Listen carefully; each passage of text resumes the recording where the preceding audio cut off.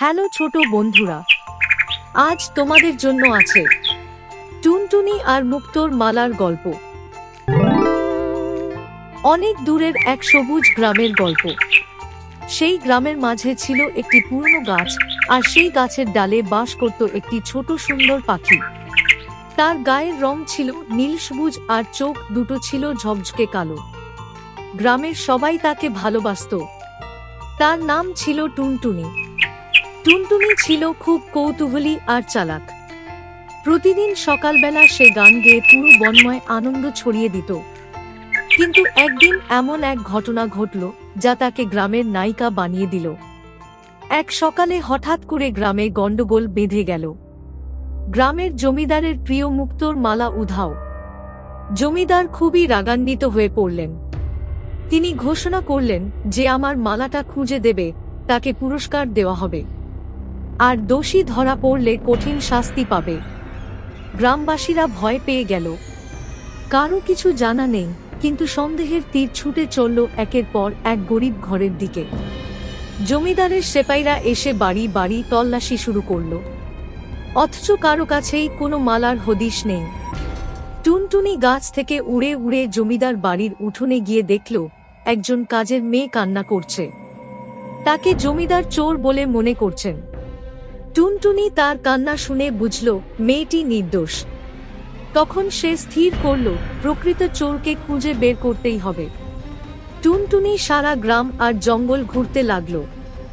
সে লক্ষ্য করল এক ঝোপের ভেতর কিছু চকচকে জিনিস লুকানো। কাছে গিয়ে দেখল মুক্তোর মালা। সে চারপাশে নজর রাখল আর দেখতে পেল ঝোপের পেছনে দাঁড়িয়ে আছে এক ধূর্ত কাক। কাকটি মালা চুরি করে লুকিয়ে রেখেছিল, কারণ সে ভাবছিল একদিন এটা দিয়ে সে রাজকাক হবে। টুনটুনিকে দেখে মুক্তোর মালাটি কাক গলায় পরে নিল। টুনটুনি ভাবল কাকটিকে এখনই ধরলে সে মালা নিয়ে পালিয়ে যাবে, তাই সে চাল চালল। সে কাকটিকে বলল, কাকদা, তুমি তো অনেক বুদ্ধিমান। আমি শুনেছি রাজারা মুক্তোর মালা পরে, কিন্তু তারা সিংহাসনে বসে থাকে। তুমি কি রাজসিংহাসনে বসেছ? কাকটা বলল, তা তো নয়, তবে আমার মুকুট বানানো বাকি, তাই তো মুক্তোগুলো জমাচ্ছি। টুনটুনি বলল, তবে তো তোমায় রাজা মানা যাবে না। প্রকৃত রাজা হতে হলে মালাটা গলায় পরে রাজকাননে গিয়ে হাঁটা দরকার। কাক রাজা হবার লোভে মালা গলায় পরে উড়ে চলল জমিদার বাড়ির দিকে। ঠিক তখনই টুনটুনি বলতে লাগল, কাকের গলায় জমিদারের মালা। গ্রামের লোকেরা উপরে তাকিয়ে দেখল সত্যি কাকের গলায় সেই হার। সাথে সাথেই কাককে ধাওয়া করল সবাই। কাক ভয় পেয়ে হার ফেলে পালালো। মালা জমিদারের হাতে ফিরল। জমিদার এই ঘটনা শুনে অবাক হয়ে গেলেন।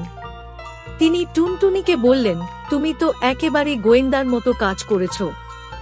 আমি তোমায় পুরস্কার দেব। টুনটুনি বলল, আমার পুরস্কার হলো আমার গান। আমি শুধু চাই গ্রামে যেন অন্যায় না হয়, আর সবাই যেন একে অপরকে বিশ্বাস করে। এই গল্প আমাদের শেখায় ছোট হলেও বুদ্ধি থাকলে কঠিন কাজও সহজে করা যায়। চ্যানেলটি অবশ্যই সাবস্ক্রাইব করুন, কারণ আর কিছুদিনের মধ্যে আসতে চলেছে আরো মজার মজার গল্প। ভিডিওটি দেখার জন্য আপনাকে অনেক ধন্যবাদ।